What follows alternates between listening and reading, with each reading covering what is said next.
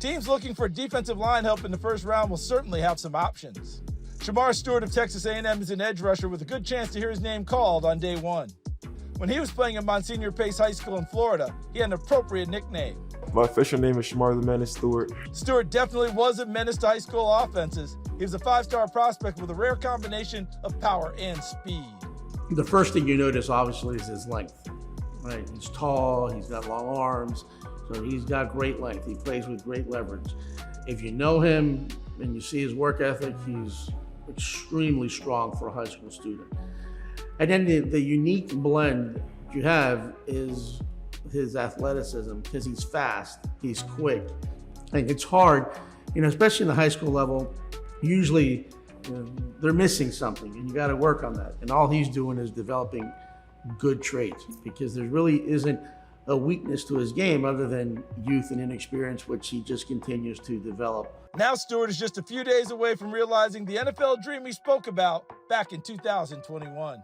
It'd be a good dream come true. I could retire my mom, even though I know she don't want to.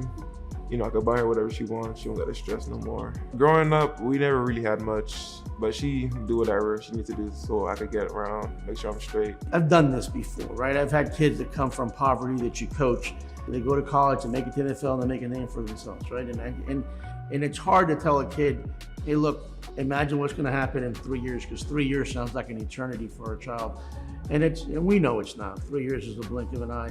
Shemar is 4 years away from changing his life and the generations to come.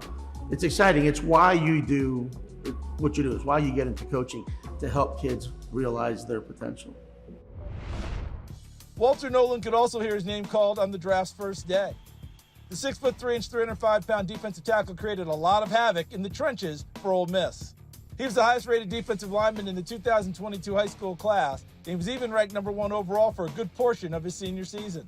He played at Powell High School in Tennessee as a senior, and he amazed his coaches and teammates with what he could do on the field. You're excited. You want to see, hey, is the highlight tape really what's going to match what he walks out here?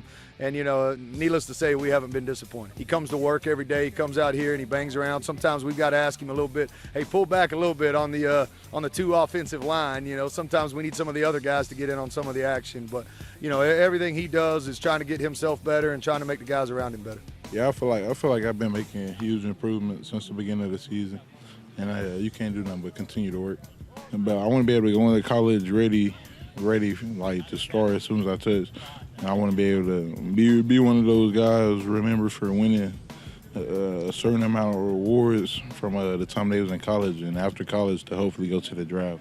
I expect him to have an unbelievable career. Wherever he goes, whatever conference he goes into, wherever he ends up playing, he's going to go and make an immediate impact. He's going to go in there and compete. On top of the raw athletic ability, he really understands football. And on top of that, he loves to play the game.